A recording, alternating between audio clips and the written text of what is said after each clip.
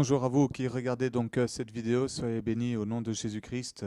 Alors, qu'est-ce que le purgatoire? Beaucoup d'entre vous ne croient pas au purgatoire parce que la Bible ne fait pas mention clairement du purgatoire. Le mot purgatoire est comme le mot Trinité, omnipotent, omniprésent, omniscient. C'est-à-dire que ce n'est pas parce qu'il n'est pas écrit dans la Bible que ces mots sont faux ou non bibliques, puisqu'on utilise ce genre de mots alors qu'ils ne sont pas écrits dans la Bible pour décrire qui est Dieu. Quand on dit omnipotent, il est tout-puissant. Omniprésent, il est partout. Omniscient, il sait tout. Pourtant, ces mots ne sont pas écrits dans la Bible littéralement. Donc, nombreux sont ceux qui ne croient pas aussi en un lieu autre que l'enfer et le paradis. La Bible enseigne pourtant que le séjour des morts était séparé en deux endroits. Un était l'enfer pour les condamnés et l'autre était appelé le sein d'Abraham ou le Shéol. Donc, avant la mort de Jésus-Christ, il y a déjà eu l'existence d'un lieu où les âmes des élus étaient provisoirement en attente de leur salut. Et donc, on ne peut pas dire qu'il est impossible que Dieu ait créé un lieu qu'on nomme purgatoire, dans lequel des âmes sauvées y seraient provisoirement placés afin d'expier leurs péchés, car le Shéol prouve que Dieu aurait pu le faire, puisqu'il a déjà été possible auparavant que des élus soient dans un lieu provisoire. Alors évidemment, dans le Shéol, les élus n'étaient pas en train de souffrir, et le purgatoire est différent par rapport à cela. C'est que les élus seraient dans un lieu d'attente, mais en train de souffrir. Donc ces âmes qui seraient sauvées, ils seraient provisoirement placés afin d'expier leurs péchés. Donc on ne peut pas dire qu'il est impossible que Dieu ait créé un lieu qu'on nomme purgatoire dans lequel des âmes sauvées y seraient provisoirement placées afin d'expier leurs péchés. Donc cela a déjà été possible auparavant pour Dieu, et sauf que le Shéol détenait des âmes qui attendaient le Messie, et elles ne souffraient donc de rien, sauf de l'attente de leur Sauveur, le Messie, qui devait venir donc les chercher et les emmener avec lui au paradis, une fois sa mission rédemptrice terminée sur terre. C'est ce que Jésus a fait en mourant sur la croix. Il est ensuite descendu aux enfers, a pris les clés de la mort et de l'Hadès, et c'est oui, à ce moment-là qu'il est allé délivrer du séjour des morts les âmes qui étaient sauvées, non pas les âmes en enfer qui étaient condamnées, mais les âmes qui étaient sauvées et qui attendaient le Messie, donc depuis le Shéol. Donc, de plus aussi, rien n'est impossible à Dieu. Donc, on ne peut pas dire que pour Dieu, c'est impossible qu'il ait créé le purgatoire. Mais avant de prouver ou non si la Bible en parle avec des versets à l'appui, laissez-moi vous expliquer un peu ce qu'est le purgatoire en réalité. Alors, le purgatoire est un lieu où les âmes des justes, des élus expient et se purifient de leurs péchés afin d'accéder au paradis. C'est un lieu où les âmes qui auraient été sauvées, mais qui n'auraient pas confessé certains péchés qui conduisent à la mort ou qui ne s'en seraient pas repentis à temps avant de mourir, donc auraient en quelque sorte des taches sur leur robe, ça c'est un langage spirituel, elles seraient donc sauvées par Dieu, elles iraient au paradis et auraient la vie éternelle, mais étant donné ces taches qui sont sur leur robe de justice, dans leur corps glorifié, ces âmes ne peuvent pas donc aller directement au paradis. Donc ces âmes reçoivent la grâce de Dieu d'aller dans un lieu provisoire ressemblant à l'enfer et au séjour des morts, dans lequel brûle un feu purificateur, par lequel les âmes souffrent d'une souffrance qui les purifie, mais aussi qui leur font payer leurs péchés non confessés et non repentis, pour lesquels Dieu juge ne pas pouvoir les laisser entrer dans le ciel directement, à moins que cela ne soit expié par le purgatoire. Le purgatoire serait donc un lieu dans lequel l'âme qui n'a pas pu aller directement au paradis à cause des taches sur sa robe va donc recevoir une sentence qui est soit en heures, en jours, en semaines, en mois ou en années. Dieu détermine donc un temps pendant lequel l'âme devra passer au purgatoire. Dans le purgatoire, il y aurait plusieurs niveaux selon les témoignages de ceux qui y croient et selon ceux qui l'ont expérimenté. Ces niveaux sont déterminés à l'avance pour le type d'âme qui est envoyée. Je vous explique. Si une âme n'était pas croyante, elle n'avait pas accepté Jésus dans sa vie, mais que Dieu a fait grâce de la sauver malgré tout, cette âme est donc susceptible d'être envoyée au premier niveau du purgatoire. Elle est donc la plus proche de sortir de là et le feu y est moins brûlant qu'aux autres niveaux. Le deuxième niveau correspondrait plutôt à une âme qui, par exemple, connaissait un peu la parole de Dieu, était croyante mais ne pratiquait pas assez. Elle se retrouvera probablement dans cette partie. Par contre, la troisième partie du purgatoire, la pire, la plus éloignée, est plutôt pour les âmes qui connaissaient parfaitement la parole de Dieu, qui avaient accepté Jésus dans leur vie et qui pratiquaient au quotidien la foi et qui étaient dans la repentance, dans la sanctification, mais qui pour un péché ou pour plusieurs auront donc fini au purgatoire afin de les expédier avant d'aller au paradis. Alors pourquoi ce sont ceux qui connaissaient la parole de Dieu qui reçoivent la pire sentence, me direz-vous? Car ils connaissaient la vérité et ne peuvent donc pas avoir d'excuses par rapport à leur péché, car ils étudiaient la Bible, avaient une relation avec Jésus et Dieu et enseignaient même les autres ou étaient supposés enseigner les autres.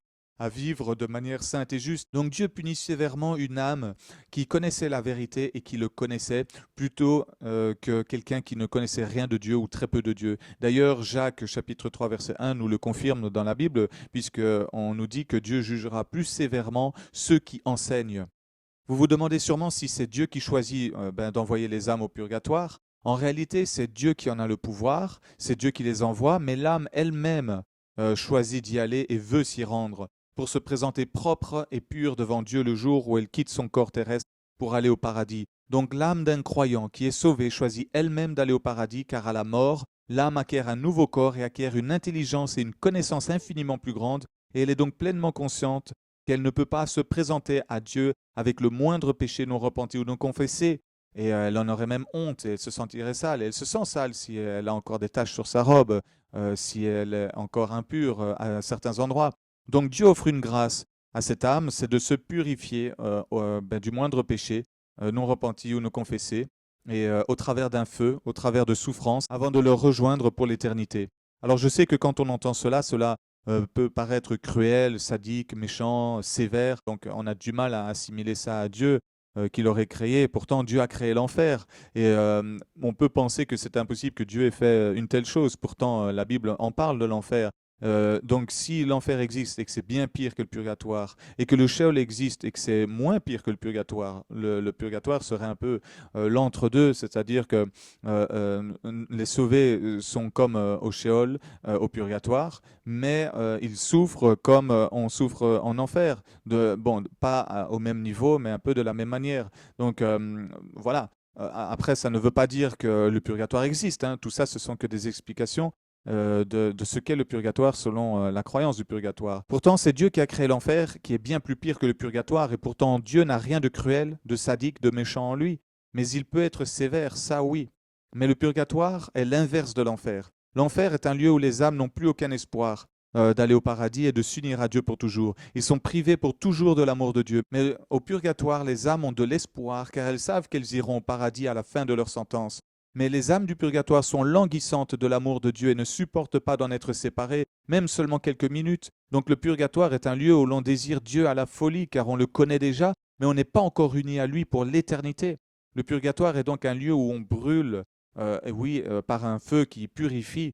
Donc c'est un lieu où brûle un feu purificateur, contrairement à en enfer, car le feu de l'enfer n'est pas purificateur, il est un feu punisseur, un feu de condamnation et de jugement. Et là-bas, il n'y a plus d'espoir, alors que dans le purgatoire, il y a de l'espoir. Et les âmes du purgatoire sont donc dans un feu de purification. Elles sont conscientes qu'elles iront un jour au paradis à la fin de leur sentence et qu'elles seront propres et pures devant Dieu lorsqu'elles en sortiront. Donc Dieu est immensément bon envers ces âmes, car il leur donne la possibilité d'expier leurs péchés, de se purifier et de devenir sans tache, sainte et parfaite devant lui, pour s'unir à lui pour l'éternité le jour où elles sortent de là. Donc c'est avec amour et par amour que Dieu a fait le purgatoire. C'est pour permettre donc à beaucoup d'âmes qui auraient dû finir en enfer d'aller au paradis. Donc il faut bien comprendre que c'est une œuvre merveilleuse de Dieu, et que Dieu prouve par là qu'il est compatissant, miséricordieux, et qu'il désire qu'on soit sauvé et qu'on n'aille pas en enfer. Dans ce purgatoire, il y a la présence de démons, mais les démons ne peuvent pas torturer physiquement les âmes qui sont au purgatoire, comme le font les démons qui sont en enfer avec les maudits éternels.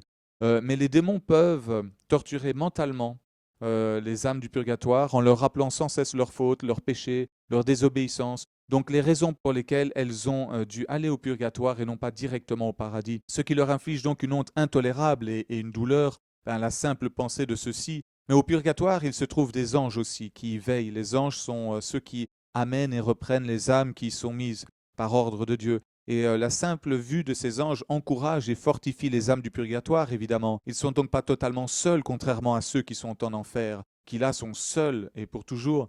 Et la seule à pouvoir consoler les âmes du purgatoire, c'est la Vierge Marie. C'est la mère de notre Dieu, de notre Sauveur Jésus.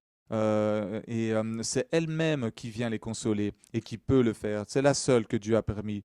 Et voilà donc ce qu'est le purgatoire. Maintenant, peut-on prouver dans la Bible que le purgatoire existe, ou doit-on seulement faire confiance aux témoignages de ceux qui l'ont expérimenté?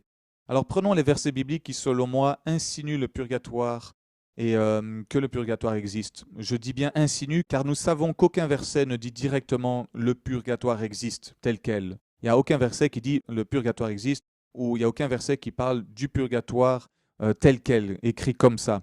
Donc oui, ça, je vous l'accorde. Nulle part dans la Bible, il est écrit clairement le purgatoire existe, ou nulle part dans la Bible, il y a une prêche de Jésus sur le purgatoire de manière explicite. Donc oui, on ne peut pas dire de manière formelle, la Bible parle du purgatoire.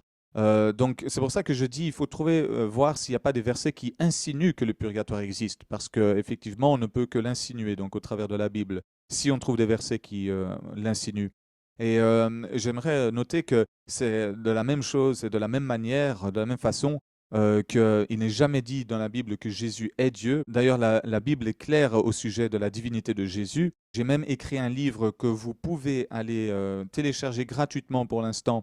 On est en 2021, février. Vous pouvez aller le télécharger gratuitement sur ma page dieu-jésus.com qui s'affiche ici maintenant en bas de l'écran. Vous pouvez aller visiter mon site et sur la page de l'accueil, il y a un lien PDF sur lequel vous pouvez télécharger justement mon livre qui s'intitule Jésus est-il Dieu selon la Bible et la Trinité est-elle biblique? Donc voilà, si vous êtes intéressé, allez voir. Mais ce que je veux dire par là, c'est que de la même manière qu'il n'est jamais parlé clairement du purgatoire dans la Bible, il n'est jamais dit clairement que Jésus a dit je suis Dieu. Pourtant, il a insinué, mais des dizaines de fois. Et lisez mon livre pour en avoir les preuves. Donc voilà, pour le purgatoire, je prends le même exemple, c'est que n'a jamais été dit exactement tel quel, mais il a été insinué.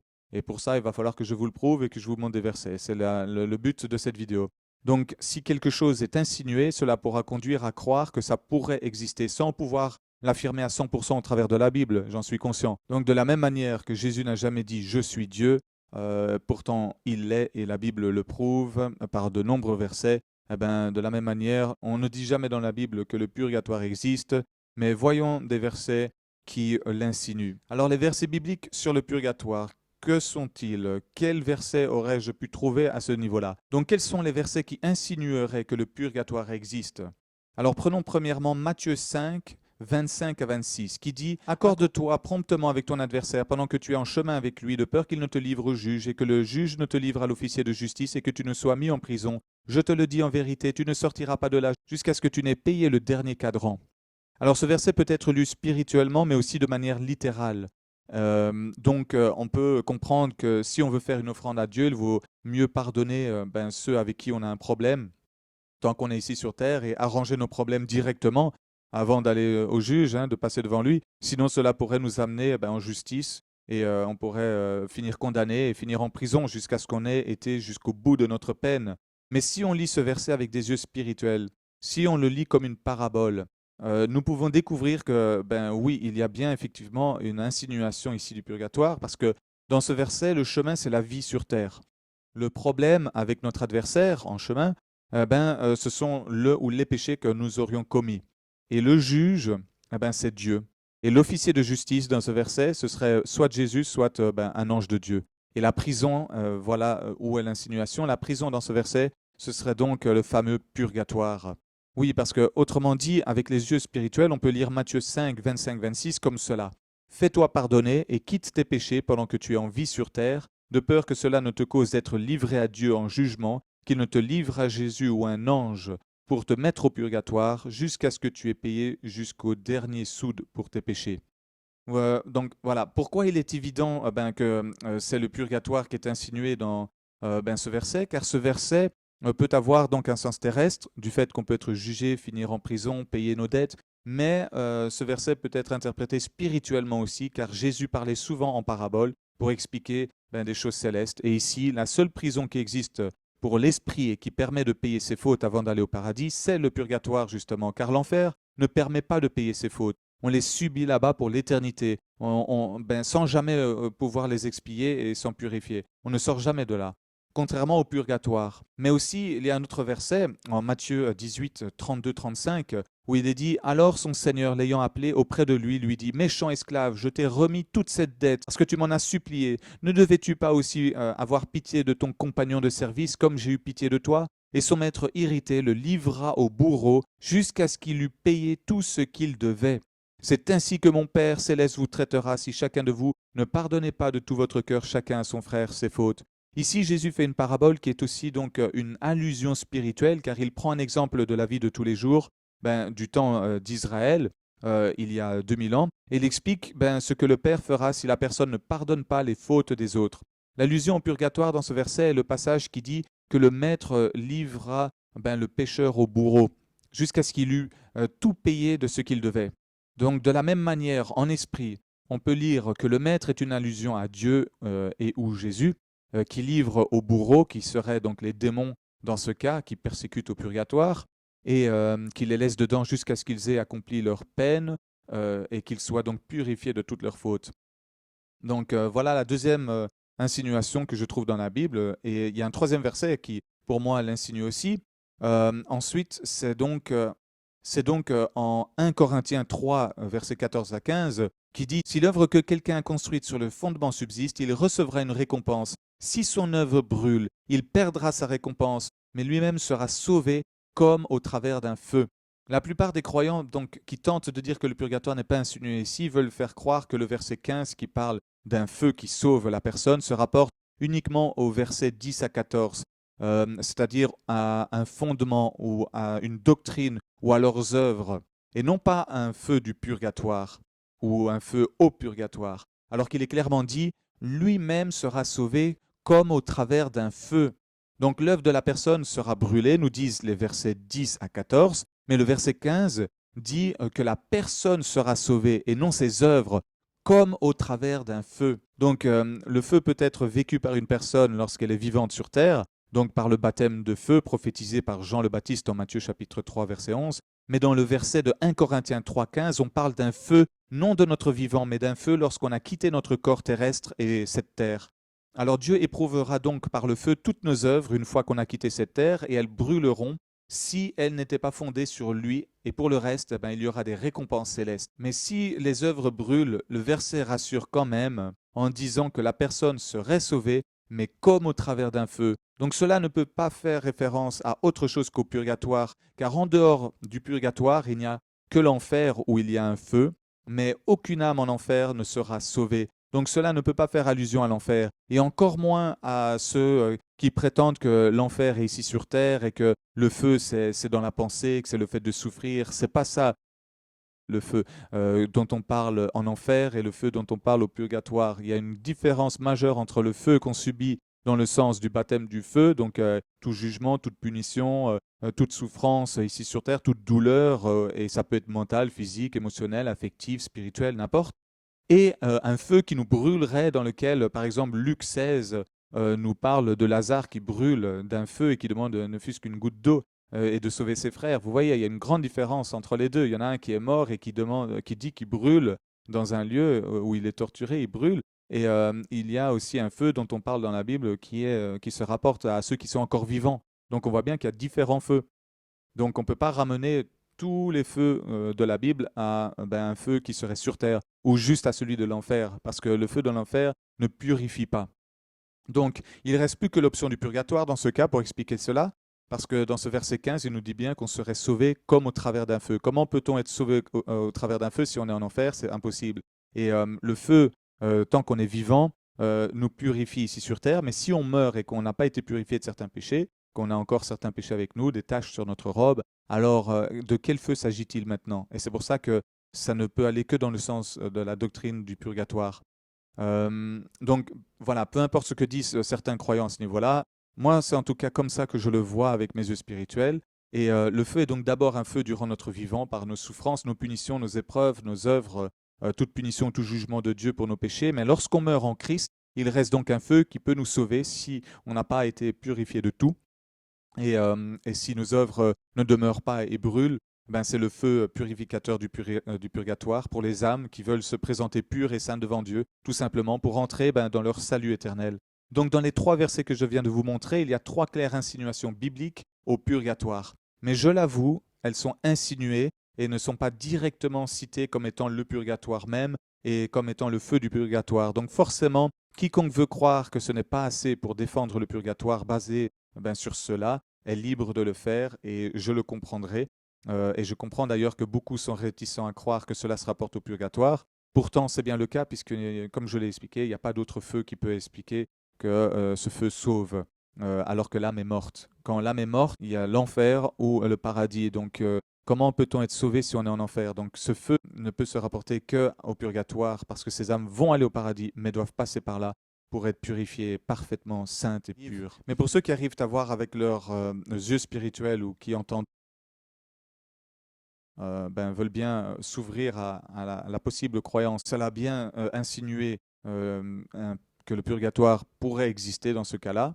Voilà, ça nous met sur une voie comme quoi le purgatoire est insinué dans 3 versets déjà bibliques.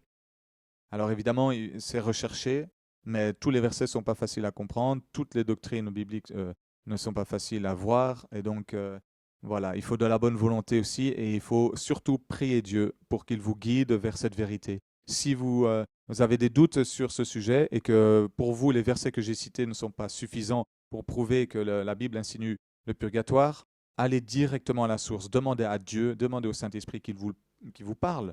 Si vous entendez Dieu, si vous êtes un vrai croyant, si vous êtes un vrai chrétien, vous devez avoir une intimité avec Dieu et donc vous devez au bout d'un moment pouvoir l'entendre. Si vous n'entendez pas Dieu, si vous n'entendez pas Jésus, si vous n'avez pas le Saint-Esprit qui vous parle, posez-vous des questions, c'est que vous n'êtes peut-être pas encore au bon endroit et pas encore assez saint ou assez pur, ou vous croyez chrétien et vous ne l'êtes pas vraiment encore.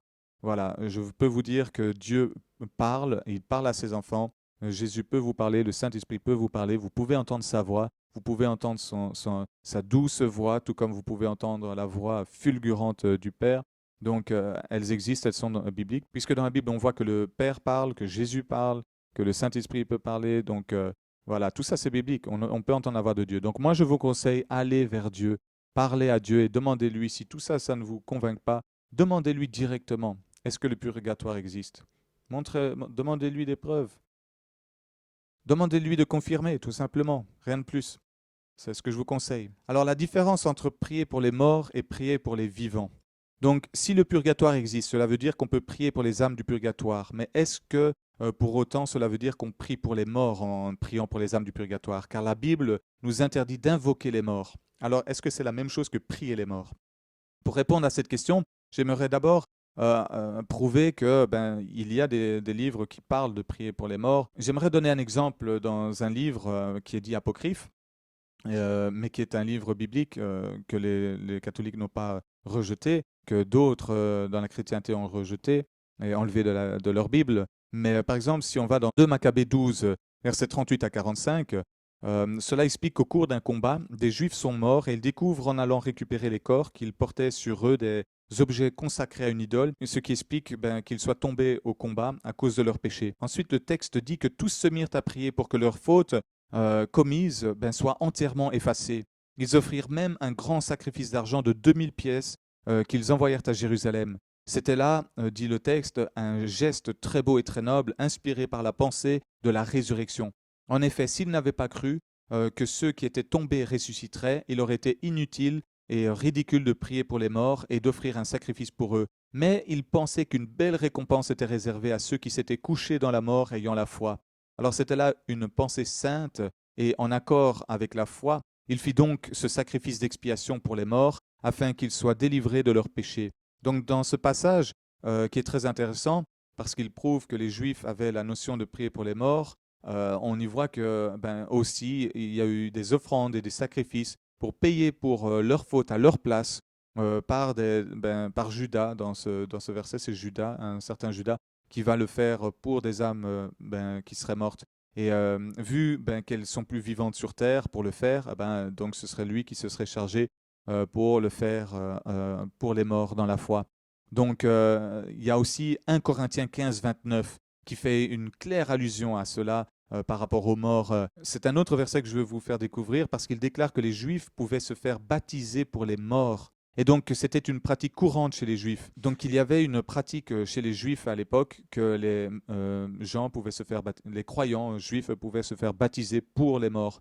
Donc des morts qui ne s'étaient pas fait baptiser et qui étaient décédés, qui étaient maintenant destinés à la résurrection et à la vie éternelle, on pouvait se faire baptiser en leur nom pour elles, malgré qu'elles étaient mortes. Donc c'était une pratique qui était courante avant chez les Juifs. Et 1 Corinthiens 15, 29 nous le prouve. Et concernant ceux qui sont au ciel, 2 Maccabées 15, 12 à 16 raconte un rêve qu'un certain Judas à nouveau a eu. Et le même quand 2 Maccabées 12, 38, 45, qui pria pour les morts et leur fit un sacrifice. Ici, il vit en rêve et en vision des morts prier dans le ciel pour ceux qui étaient encore vivants sur terre et pour Jérusalem aussi. Ce qui signifie donc que ce n'est pas uniquement nous qui pouvons prier pour les âmes du purgatoire, mais elles aussi peuvent prier pour nous. Mais alors, elles aussi, lorsqu'elles sortent du purgatoire et qu'elles sont au paradis, elles peuvent aussi prier pour nous en retour. C'est logique, non? Si nous, on a pu prier pour elles, pourquoi elles, une fois au paradis, ne pourraient pas prier pour nous? Puisque les anges prient au paradis, puisque Jésus prie aussi. Cela est d'ailleurs prouvé par le fait que la Bible dit en Romains 8, 26 que le Saint-Esprit intercède pour nous, et en Romains 8, 34 que Jésus intercède pour nous, et en Apocalypse 6, 9 à 11 que les martyrs prient à Dieu qu'il venge leur sang. Donc on prie au paradis, c'est prouvé, c'est biblique. Les âmes qui sont en enfer ne peuvent plus rien à ce niveau-là par contre. Donc dans la Bible, on nous interdit en 1 Chronique 10, 13, en Lévitique 26 et en Deutéronome 18, 10 à 11 d'invoquer les morts et de les interroger, de se prostituer avec eux. Mais dans aucun verset biblique, on nous interdit de prier pour les morts. Quand on nous interdit d'invoquer les morts, Dieu parle uniquement des âmes qui sont en enfer, au Sheol, et pas des âmes du purgatoire ou du paradis. Il spécifia bien que c'était les interroger et les invoquer et se prostituer avec eux qui était interdit, pas de prier pour eux.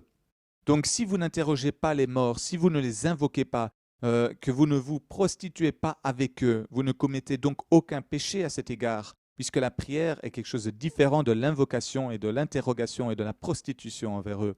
Donc ces versets n'interdisent donc pas de prier pour les morts. Il ne s'agit donc à aucun moment d'interdire la prière, mais plutôt la divination, la médiumnité, l'interrogation des morts, l'invocation des morts, qui ne sont en rien négaux à ce qu'est la prière. C'est de la sorcellerie, de la magie noire, et c'est contacter les esprits de Satan et entrer avec eux. C'est pour ça que ça, c'est un péché. Nous pouvons donc prier pour les âmes du purgatoire, qui en réalité ne sont pas mortes, mais éternellement vivantes, car ce sont des élus qui rejoindront le paradis. Et nous pouvons aussi faire des offrandes, des sacrifices, des prières, des privations, des pénitences pour obtenir des grâces pour ces âmes au purgatoire, qui sont principalement d'obtenir, d'avoir le temps de leur sentence au purgatoire réduite, leur souffrance réduite, ou de leur obtenir du réconfort et de la consolation par Marie qui vient les visiter. Donc certaines âmes du purgatoire, au travers de cela, obtiennent de sortir du purgatoire plus tôt que prévu. C'est de ça qu'il s'agit uniquement quand on prie pour les âmes du purgatoire, c'est obtenir que Dieu les sorte de là plus tôt que prévu. Aucun verset dans la Bible n'interdit cela. Tout est une question de mauvaise interprétation de la part de ceux qui sont contre la croyance de l'existence du purgatoire. Donc imaginez-vous que les Juifs pratiquaient la prière pour les morts avant Jésus-Christ et même après, afin que certains d'entre eux puissent être sauvés et aller au paradis, bien qu'ils avaient péché avant de mourir, étaient morts par exemple au combat dans le péché. Mais aucun verset biblique donc nous empêche de prier pour les morts qui sont au purgatoire ou de prier tout simplement pour les morts. Mais malheureusement, aucun verset nous dit de ne pas le faire non plus. Il est bien dit de ne pas invoquer les morts, de ne pas interroger les morts, mais jamais il nous est dit soit ne priez pas pour les morts, ou soit vous pouvez prier pour les morts. Dans les deux cas, il n'est pas dit. Donc c'est là la complexité de faire comprendre que prier pour les âmes du purgatoire est vivement voulu par Dieu, bien que dans nos Bibles cela ne soit pas écrit. Mais l'inverse, comme je viens de dire, n'est pas écrit non plus. Donc chacun est libre d'y croire ou pas. À vous de prier Dieu à ce sujet et de lui demander qu'il vous parle sur le sujet du purgatoire si cela existe et sur les âmes du purgatoire. Comme ça, vous ne vous appuierez pas uniquement sur votre conviction, votre intelligence ou votre raisonnement pour établir votre conclusion finale sur tout cela, mais aussi sur ce que Dieu vous aura dit lui-même personnellement. Mais bénis sont ceux qui auront cru sans avoir vu. Rappelez-vous toujours cela. Vous serez bénis si vous avez cru sans avoir vu. Et parler aux morts donc est interdit que envers ceux qui sont en enfer, donc les invoquer, se prostituer avec eux. Parler aux morts est interdit que envers ceux qui sont en enfer. Donc c'est valable pour les démons aussi. On ne peut pas leur parler dans le sens de les interroger, de se prostituer avec eux, de les servir, les obéir ou de chercher quoi que ce soit d'eux pour un plaisir quelconque ou pour une satisfaction quelconque ou peu importe, c'est interdit. Alors parler aux morts n'est interdit que envers les morts qui sont condamnés, les maudits, et aussi envers les démons. Parce que Jésus lui-même, dans la Bible, a parlé à des morts, à ceux qu'on considère comme morts. Pourtant, ils sont vivants dans le ciel. Donc, on ne parle pas de ceux qui sont en enfer. C'est-à-dire Élie et Moïse, lors de la transfiguration. Et pourtant, Jésus n'a jamais péché, la Bible dit. Donc, si Jésus a parlé à Élie et Moïse, qui sont considérés comme morts, alors ça veut dire qu'on se trompe dans la question de qu'est-ce qu'un mort. Parce que si on dit on ne peut pas prier pour les morts, alors pourquoi Jésus l'a fait? Donc c'est là où un chrétien peut se perdre en disant ça. Parce que au contraire, Jésus a parlé à des morts. Il a parlé à Élie et Moïse. Mais bien sûr, voilà, ils sont dans le paradis, donc même s'ils sont morts ici sur terre, ils sont considérés comme vivants.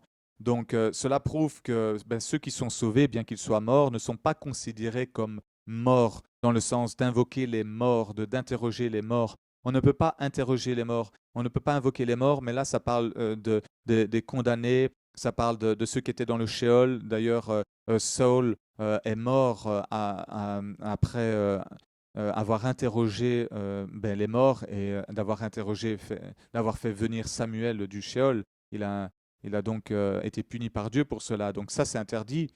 Mais si Jésus a parlé à Élie et Moïse alors qu'il était encore vivant ici sur terre, alors qu'est-ce qui peut nous empêcher, nous, de parler à des personnes qui sont là-haut dans le ciel ou au purgatoire? Donc la Bible ne dit pas qu'on ne peut pas faire cela. Il n'y a aucun verset qui va dans le sens qu'on ne peut pas faire cela. Jésus lui-même a fait un acte qui prouve qu'on peut le faire. Donc il faut bien comprendre la différence entre prier les morts, c'est-à-dire, moi je parle que des morts au purgatoire, hein. Je ne parle pas des morts en enfer ou autre.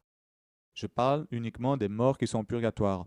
Moi, je dis qu'on peut prier pour ces morts-là. On ne nous a jamais interdit de parler avec des êtres célestes du paradis non plus. C'est d'ailleurs pour cela que dans la Bible, de nombreuses fois, il va y avoir des rencontres, des visions, des discussions avec et entre des hommes et des anges, comme l'exemple de Jean en Apocalypse, comme avec Josué en Josué 5, 13, Gédéon dans Juge 6, 11 à 13, Zacharie dans Zacharie 1, 9, Daniel avec l'archange Michael dans Daniel 10, 21 et 12, 1. De même, la Vierge Marie va parler avec l'ange Gabriel en Matthieu 1, 18 à 25. Et les bergers qui virent et entendaient des anges par milliers pour leur annoncer aussi la naissance de Jésus et rendre gloire à Dieu lorsque Gabriel leur annonça la naissance du Messie et que des anges vinrent derrière lui glorifiant Dieu. Donc on le voit partout dans la Bible qu'il ne nous est pas interdit de parler avec des êtres qui sont dans le ciel et qui sont au paradis ou qui sont sauvés. Et les âmes du purgatoire, bien qu'elles ne soient pas encore au paradis, sont considérées comme des êtres sauvés. Et Luc chapitre 16 nous prouve que Lazare parlait avec Abraham dans ce qu'on appelle le Sheol, le sein d'Abraham. Donc c'était la deuxième partie en enfer. Ceux qui étaient sauvés, qui attendaient le Messie, étaient dans ce niveau-là. Et ils ne souffraient pas, ils attendaient le Messie, ils attendaient Jésus-Christ pour venir les sortir et les amener au paradis. Donc on s'aperçoit bien que dans la Bible, il y a la possibilité de parler et d'invoquer les anges, les archanges, le Saint-Esprit, Jésus, Dieu et aussi tout sauvé, tout élu. Donc nulle part il est écrit que c'est interdit. Donc Jésus lui-même parla à deux morts. Mais la seule différence, c'est qu'il y a deux types de morts, comme je vous l'ai expliqué. Un que Dieu interdit qu'on invoque, et un autre type de mort qui n'est pas interdit et même conseillé d'invoquer en cas de détresse spirituelle ou un autre. Le premier type de mort, ce sont donc ceux qui sont en enfer, car ils sont morts spirituellement aussi, et ce sont les démons aussi. On ne peut pas les invoquer, on ne peut pas les interroger. Et donc les morts dont parlent les versets interdisant de les invoquer, ce sont eux, les esprits de Satan, les démons et les maudits éternels et les condamnés. Mais et il est donc interdit par Dieu de les invoquer, de les servir et de leur obéir, de les adorer.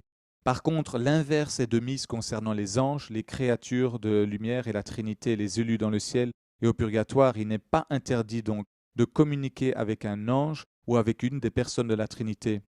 Par contre, on ne peut adorer que Dieu, mais il n'est pas interdit d'obéir à un ange qui nous donne un commandement qui vient de Dieu. Il n'est pas interdit de parler avec un ange qui est envoyé par Dieu. Il n'est pas interdit de parler aux personnes qui sont dans le paradis, puisque Jésus a parlé lui-même avec deux personnes sauvées, c'est-à-dire Élie et Moïse.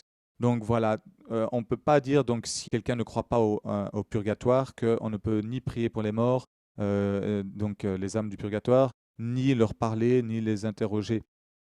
Parce qu'en réalité, on peut parler aux anges, on peut parler aux sauvés, aux élus, Jésus l'a fait, et beaucoup de versets que je vous ai cités prouvent que ça a été biblique.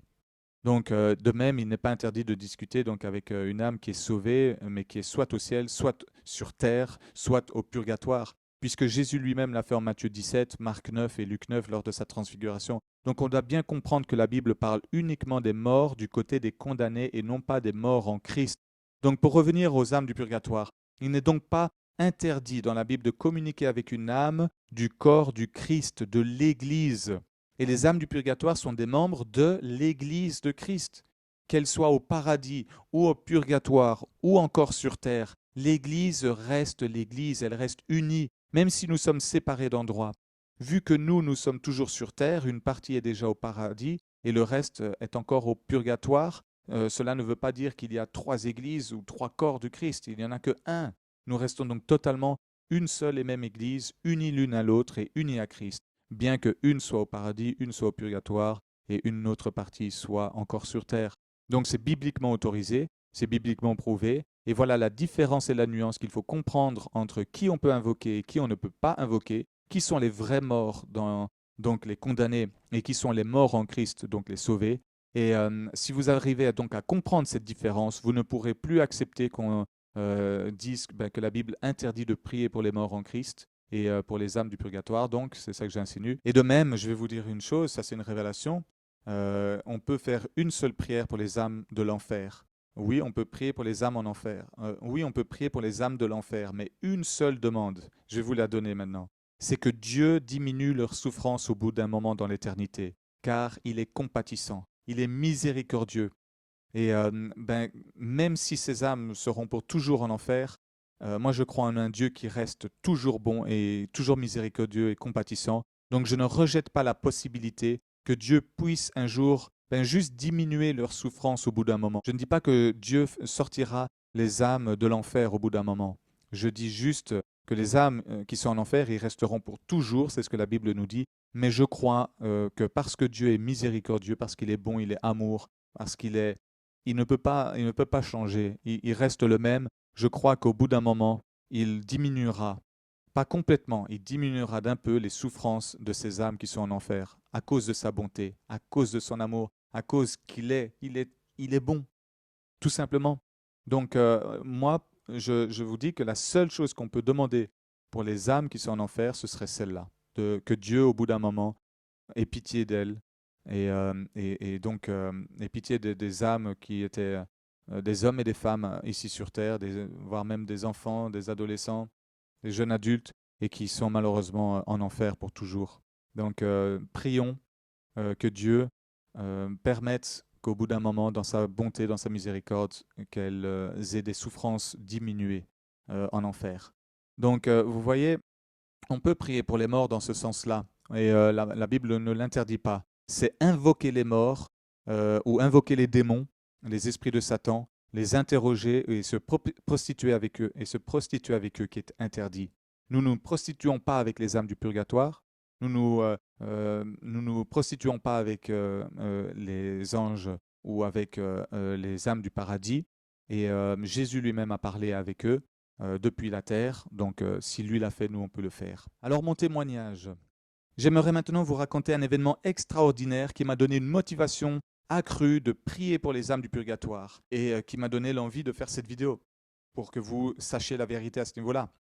C'est qu'un jour, j'allais comme d'habitude prier pour les âmes du purgatoire. Et après avoir prié des chapelets et un rosaire, celui de la miséricorde des saintes plaies de Jésus-Christ, j'allais prier un chemin de croix qui représente 14 stations de la vie de Jésus. Et juste au moment où j'allais commencer la première station du chemin de croix, j'étais à genoux et juste devant moi, j'étais dans ma chambre tout seul.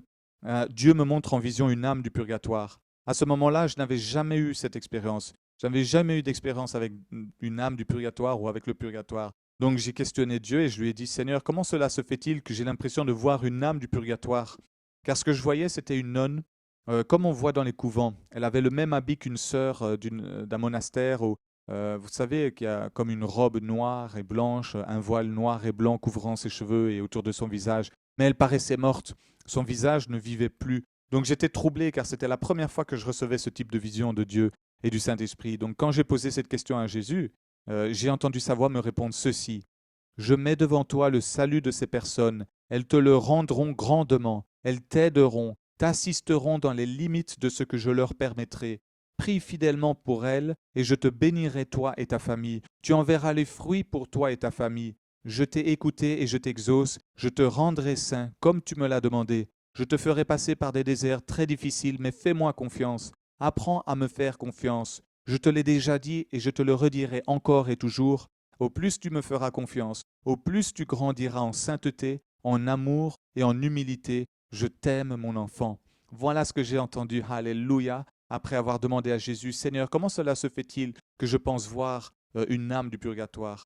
Donc, ce qui est magnifique aussi, c'est que 5 jours plus tard, alors que je priais à nouveau les chapelets et rosaires, comme à mon habitude, maintenant depuis plus d'1 an, depuis que j'ai eu la révélation que le purgatoire existe, tout d'un coup, j'ai eu une nouvelle vision de la part de Dieu et j'ai vu la même sœur, la nonne, que j'avais vue 5 jours auparavant, mais cette fois-ci, je l'ai vue vivante.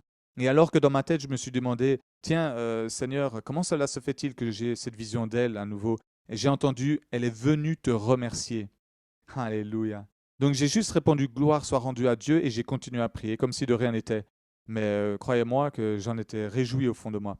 Donc depuis cette double expérience avec une âme du purgatoire, je n'ai plus eu aucun doute possible sur le fait que nos prières sont une nécessité pour les sauver du purgatoire et qu'en plus Dieu nous en récompensera beaucoup.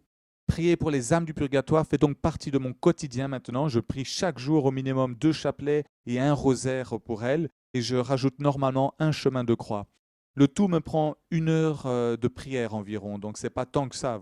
Si vous voulez le faire, vous pouvez faire un seul chapelet, ça prend 5 à 10 minutes. Si vous faites le total comme moi, ça peut aller de 30 à 1 heure à 1 h 30. C'est vous qui choisissez le temps que vous y passez, que vous y priez. Et je me rappellerai toujours que Dieu m'a dit ce que je vous ai annoncé. Il m'a dit que je devais prier fidèlement pour ces âmes et que j'en serais béni, ma famille et moi, mais aussi que ces âmes seraient éternellement reconnaissantes et qu'elles m'aideront et m'assisteront en retour. Donc si c'est valable pour moi, ça l'est pour tout le monde aussi. Donc voilà, en fait, grâce à nos prières, Dieu les aura libérées du feu purificateur du purgatoire et elles auront pu aller au paradis beaucoup plus tôt qu'il ne l'était prévu pour elles à la base. Donc mettez-vous à leur place. Si vous êtes en train de brûler dans une chaleur plus forte que votre four ou qu'un sauna ne peut soutenir, ne souhaiteriez-vous pas que des croyants prient pour vous obtenir de sortir plus tôt de ce four? Moi, je crois que oui. Et de plus, Jésus m'a dit qu'elles m'aideront, m'assisteront dans les limites de ce qu'il leur permettra.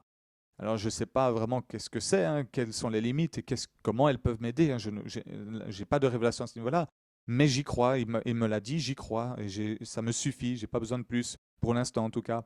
Donc, non seulement en faisant cela, en priant pour les âmes du purgatoire, j'obéis à Dieu et il me récompensera, car ma famille et moi, nous serons bénis. Mais en plus, je me fais des amis avant l'heure au paradis qui m'aideront et m'assisteront à des moments clés dans ma vie et dans ma foi.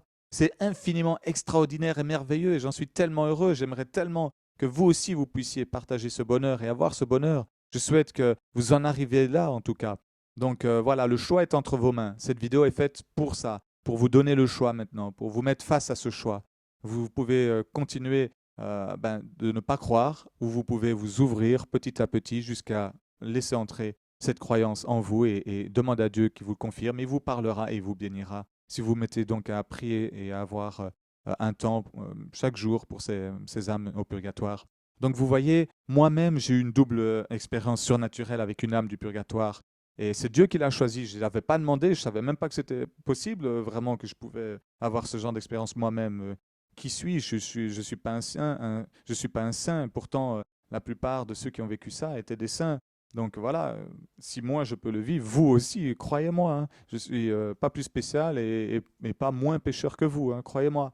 Donc voilà, si j'ai entendu à 2 reprises Dieu me parler à leur sujet, vous pouvez aussi l'entendre. Et il a dit qu'il mettait le salut de ces personnes devant moi, ce qui veut dire que par nos prières, on peut obtenir qu'elles entrent au paradis maintenant, plutôt qu'elles entrent au paradis maintenant, plutôt qu'à la fin de leur peine. Donc elles ne doivent pas continuer à expier leurs péchés dans le feu purificateur du purgatoire plus longtemps. On peut donc abréger leur souffrance et le temps qu'elles doivent y passer. Donc imaginez un instant le bonheur de ces âmes lorsque nous nous mettons à prier pour elles et que Dieu commence à en libérer. Et donc à quel point elles seront reconnaissantes envers Dieu d'abord, mais aussi envers nous qui les avons aidées par nos prières. Alléluia. Donc le purgatoire, mes frères, mes sœurs, mes amis, et vous qui regardez cette vidéo, existe. Il existe. Moi, j'en ai eu les preuves. Et voilà, il faut juste que vous acceptez cette nouvelle révélation et que vous demandiez à Dieu de vous le confirmer si vraiment c'est trop dur à le croire et à le comprendre. Alors priez pour ces âmes et Dieu vous récompensera. Gloire à Dieu pour tout cela et je ne fais donc pas grand-chose, hein. Je fais juste que prier, intercéder, je peux souffrir un peu ou me priver de quelque chose pour elles. Et en retour, je reçois de Dieu et de ses âmes infiniment plus que ce que j'aurais pu imaginer ou demander. Donc voilà, ça c'est ma petite histoire, c'est mon expérience. Donc évidemment, moi que je crois au purgatoire et j'aimerais donc ajouter que je crois aussi que le sang de Jésus-Christ couvre tous les péchés, mais même si tous les péchés sont couverts, il peut y avoir une sentence, une peine pour certains de ces péchés qu'on n'a pas confessés ou qu'on est mort avec, donc qu'on peut recevoir une punition ou devoir payer ou expier et se purifier de cela au purgatoire, parce que s'ils n'ont pas été punis et payés de notre vivant, alors comment on les paye? Puisque si on est mort, c'est trop tard. Donc voilà, c'est là où le purgatoire permet, par la grâce de Dieu, de payer ses péchés, d'expier ses péchés au purgatoire, afin de pouvoir être pur, saint et parfait, et d'aller au paradis à la fin de la sentence, sauf si on a prié pour elles et qu'elles ont obtenu de Dieu d'être libérées plus tôt, et donc avant de s'unir pour toujours à Dieu. Donc le purgatoire, même si cela paraît cruel, et qu'on y brûle, qu'on est séparé de Dieu pendant le temps de notre sentence, n'a rien de cruel. C'est au contraire un lieu où on est languissant de l'amour de Dieu, car Dieu a permis que les âmes qui n'auraient pas pu aller au paradis à cause de certains péchés, elles peuvent échapper à l'enfer par le moyen du purgatoire. Donc c'est tellement une grande preuve de l'amour de Dieu. C'est la preuve qu'il a tout fait pour que nous soyons le plus possible au paradis avec lui. Donc cela ne veut pas dire que tout le monde va au paradis ou que tout le monde va au purgatoire. En réalité, malheureusement, il y a beaucoup plus d'âmes qui finissent en enfer que d'âmes qui vont au purgatoire et au paradis réunis. C'est une triste réalité. Et toutes les âmes sauvées ne vont pas forcément au purgatoire non plus, car il y en a peu, mais il y en a qui vont directement au ciel, qui obtiennent cette grâce-là de ne pas devoir payer quoi que ce soit comme péché ou expier quoi que ce soit comme péché. Ils vont direct au ciel et sont saints, purs et parfaits directement. Et c'est des âmes qui auront reçu tout simplement cette grâce de Dieu d'aller directement au paradis. Donc gloire à Dieu pour cela. Moi, je rends gloire à Dieu dans les deux cas. Je rends gloire à Dieu pour le fait qu'il a créé le paradis et l'enfer, parce que gloire à Dieu, voilà, il faut. Je rends gloire à Dieu et pour le paradis et pour l'enfer, parce que l'enfer à la base n'était pas pour les hommes, n'était pas pour les femmes, n'était pas pour les humains, il était pour les anges rebelles, pour les démons. C'est suite à la désobéissance de l'homme, suite au péché, que c'est devenu aussi un endroit qui était pour les pécheurs, donc les humains. Mais donc je rends gloire à Dieu pour le paradis et je rends gloire aussi à Dieu pour le purgatoire. Merci Seigneur, alléluia. Alors l'importance de prier, d'intercéder pour les âmes du purgatoire.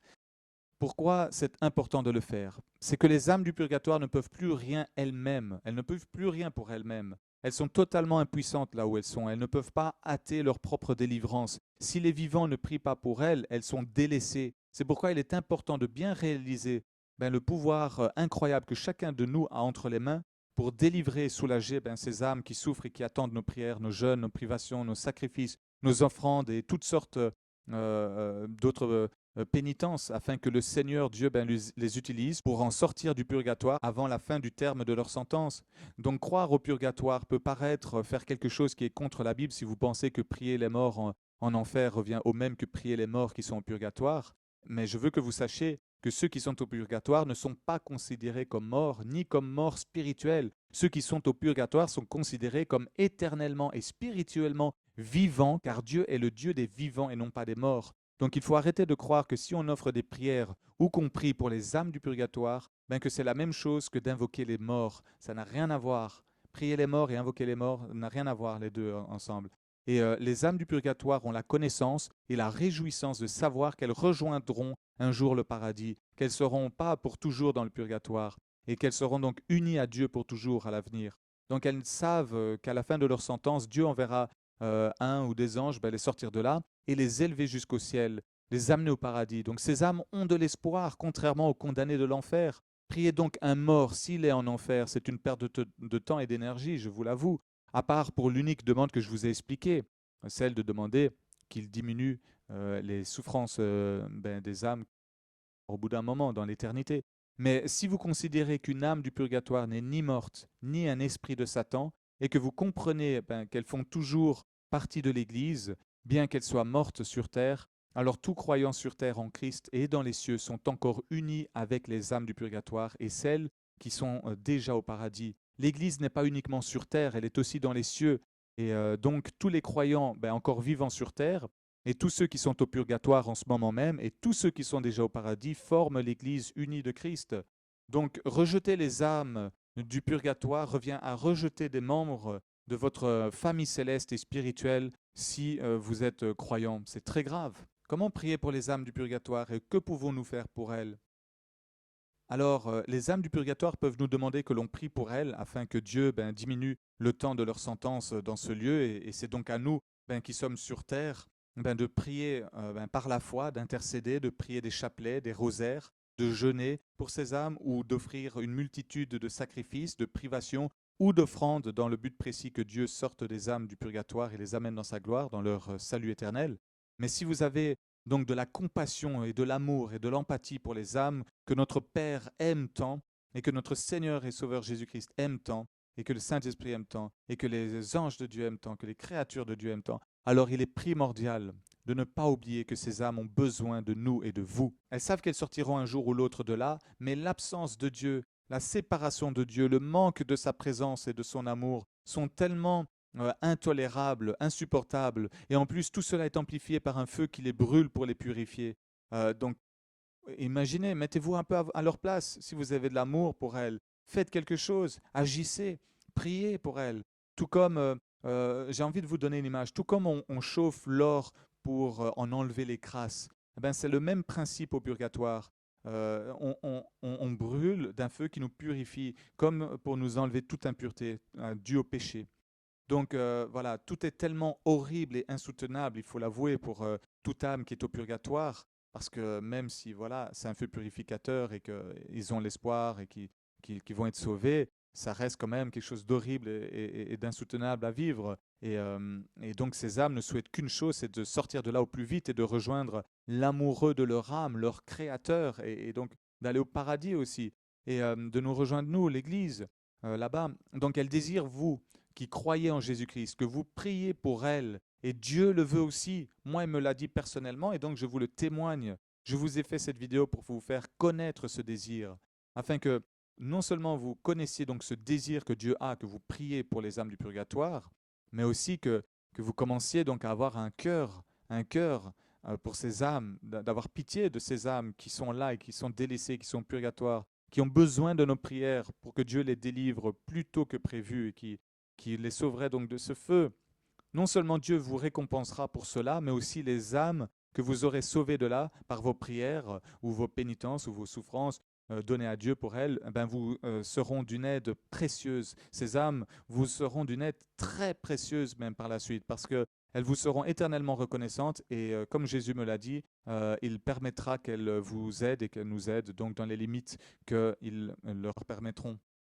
Donc ayez un cœur pour ces âmes, je vous en supplie, ne fermez pas votre cœur, n'endurcissez pas votre cœur en entendant ce désir profond de Dieu que je vous fais connaître et qu'il m'a fait connaître. Et il vous récompensera pour votre dévouement à prier pour ces âmes et prier pour que ces âmes du purgatoire en soient sorties plus tôt que prévu. J'en ai eu la preuve moi-même, je vous ai témoigné de ce que Dieu m'a dit. Et aussi pour vous aider à prier pour les âmes du purgatoire, j'ai créé une page sur mon site internet qui s'intitule Le Purgatoire. J'y ai mis des prières, j'y mets des prières, des chapelets, des rosaires que vous pouvez réciter chaque jour en leur honneur, aussi le chemin de croix. Et voilà, déjà rien que cela pourrait avoir un impact immense pour elles. Ça ne vous prendra vraiment pas beaucoup de votre temps. Si vous priez 15 chapelets, si vous priez qu'un seul chapelet, peut vous mettre seulement 5 minutes, voire 10 minutes maximum. Si vous priez un chapelet et le rosaire, par exemple de la miséricorde des saintes plaies, ça vous prendra 10 minutes. C'est vraiment facile. C'est très rapide et il suffit juste de réciter ces prières et de penser à Dieu pendant que vous le faites ou aux âmes du purgatoire et c'est tout. Donc ça demande un tellement petit effort pour nous, mais mais cela aura un impact tellement grand pour ces âmes qui sont au purgatoire. Donc je vous en supplie, agissez, agissez, n'endurcissez pas votre cœur, agissez, obéissez suite à cette vidéo. Mettez-vous à y penser, à y songer. Donc vous pouvez visiter mon site internet et la page Le Purgatoire pour en savoir plus. Je mets dessus donc cette vidéo, je mets aussi dessus les témoignages avec une autre vidéo de ceux qui ont vu le purgatoire, des personnes comme Padre Pio et d'autres, qui ont expérimenté le purgatoire et qui donc en l'ont prêché. Et je mets donc les prières, les chapelets, les rosaires. Comme ça, vous avez vraiment tout ce qu'il faut pour pouvoir commencer à vous intéresser aux âmes du purgatoire, au purgatoire et à entrer dans le plan de Dieu, dans cette œuvre de Dieu, de les sauver plutôt que prévu, de les sortir de là plutôt que prévu. Donc à vous de choisir à partir de maintenant. Choisirez-vous donc de continuer à vous rebeller, et de croire que Dieu n'est pas assez bon que pour faire un purgatoire et que pour vous, vous pensez que c'est tout l'inverse, que Dieu est mauvais s'il a fait un purgatoire. C'est à vous de choisir. Moi, je vous dis qu'il n'y a rien de mauvais là-dedans, que vous vous trompez si vous pensez que Dieu est mauvais s'il a fait un purgatoire. Parce que sinon, moi, je peux vous dire l'inverse. Dieu a fait l'enfer. Est-ce que ça veut dire que Dieu est mauvais parce qu'il a fait l'enfer? Non, Dieu est juste. Dieu est saint. Et le purgatoire, c'est une grâce parce que Dieu est gracieux. Et c'est dans sa miséricorde qu'il a fait le purgatoire pour les âmes qu'il veut être sauvées, qu'il veut sauver et qui auraient pu aller en enfer si elles ne passaient pas pour le purgatoire. Donc c'est vraiment un acte merveilleux de sa part. Et cela ne contredit en rien la Bible, puisque je voulais prouver que ça insinuait, c'était insinué dans la Bible à 3 reprises au moins, mais aussi qu'il n'y avait rien de mal à prier pour les morts, donc je parle de prier pour les âmes du purgatoire. Et surtout, donc je parle pour prier les âmes du purgatoire, rien ne contredit cela dans la Bible, rien n'est contre. Donc voilà, je vous pose la question, continuerez-vous à vous enfoncer dans la pensée pharisienne et légaliste, de rejeter ceux qui pour vous n'a pas assez de fondement, de logique ou de versets bibliques pour l'expliquer?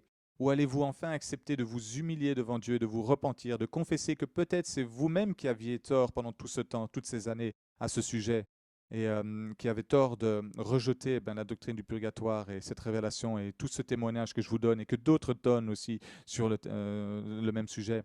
Donc le choix est entre vos mains. Dieu est patient. Mais ne perdez pas trop votre temps, car les âmes du purgatoire ont besoin qu'on prie pour elles. Rejoignez-nous, je vous en supplie, dans cet acte de foi. Incorporez un temps minimum de prière chaque jour pour sauver des âmes du purgatoire. Je vous en supplie, c'est Dieu qui le veut. C'est Dieu plus que moi qui vous le demande. Donc, si vous ne savez pas comment le faire, contactez-moi par mail au plus vite. Je vous enverrai tout ce qu'il faut. Je vous expliquerai tout ce que vous aurez besoin de savoir à ce niveau-là. Et comme ça, vous pourrez commencer au plus vite et le plus facilement possible à le faire, à incorporer ça dans votre vie de prière et d'intercession. Et sinon, allez tout simplement sur mon site internet www.dieu avec un petit tiret jésus.com. Dieu un petit tiret jésus.com. Et faites-le tous les jours et vous verrez à quel point Dieu vous bénira au travers de votre fidélité à cela. Je vous le garantis. Et je vous invite très fortement donc à visionner la deuxième vidéo que je vais faire sur le purgatoire. Ce sont donc sur des témoignages du purgatoire, des gens qui témoignent de ce qu'ils ont expérimenté par rapport à ça et par rapport aux âmes du purgatoire. Tout comme moi, je vous ai donné mon petit témoignage parce que pour l'instant, je n'ai vécu que cela. On est en 2021, février. Je n'ai vécu que ces deux expériences-là avec les âmes du purgatoire dans mon intimité avec Dieu. Mais il y en a qui ont expérimenté des choses bien plus fortes, bien plus grandes et même pendant des dizaines d'années avec elles, les âmes du purgatoire. Voilà, gloire soit à Dieu. Donc, je vais faire cette vidéo et voilà, ce seront des témoignages bien plus percutants que le mien, bien plus persuasifs, plus réalistes. Et ce sont ceux qui sont les plus réalistes que nous ayons de toute la terre. Et je vais vous transmettre et vous faire connaître tout cela donc, dans cette deuxième vidéo du purgatoire.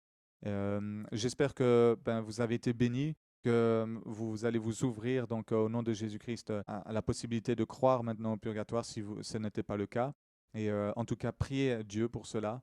Et remettez-vous en question, parce que c'est ça l'humilité, c'est aussi la capacité de pouvoir se remettre en question et se dire peut-être que j'ai faux. Donc Seigneur, si j'ai faux, s'il te plaît, ouvre-moi les yeux. Et si justement Dieu vous a amené à regarder ma vidéo jusqu'au bout, c'est déjà peut-être un signe pour vous que justement Dieu vous parle déjà par rapport au purgatoire. Parce que Dieu parle au travers de ses serviteurs, de ses envoyés, de ses messagers, de ses élus, tout simplement. Donc voilà, je vois déjà un signe pour vous. Et si vous, vous pensez déjà que le purgatoire existe et que vous avez regardé cette vidéo, soyez bénis, continuez, mais priez. Priez pour les âmes du purgatoire. N'oubliez jamais de le faire. Voilà, que Dieu soit béni au nom de Jésus-Christ pour cela. J'espère donc vous avoir béni par mon témoignage, par cette vidéo, que vous le serez encore plus par ma chaîne YouTube, par mon site internet dieu-jésus.com. Et pour toute question ou commentaire que vous voulez me faire parvenir, vous pouvez prendre contact avec moi via mon site internet à la page Contact ou par mail à l'adresse qui s'affiche juste sur l'écran ici en ce moment même, donc alliancejcéternel@hotmail.com. Et je me ferai un plaisir de vous répondre au plus vite. Que Jésus-Christ vous garde, vous protège, vous bénisse et qu'il vous enseigne davantage au sujet du purgatoire. Que le Saint-Esprit vous convainque au nom de Jésus-Christ. Amen. Et si vous désirez aussi lire mon livre, qui est une étude biblique sur le thème Jésus est-il Dieu et la Trinité est-elle biblique, je vous invite à aller trouver ma page d'accueil sur laquelle il y a un lien PDF sur lequel vous pouvez télécharger le PDF, donc mon livre, mais en format PDF. Et je vous invite donc à lire cela et à être grandement béni. J'espère que cela répondra clairement pour vous avec tous les versets à l'appui que j'ai mis dedans. Il y en a des centaines. Si Jésus est Dieu et si la Trinité est biblique ou pas. Soyez bénis au nom de Jésus-Christ et à très bientôt.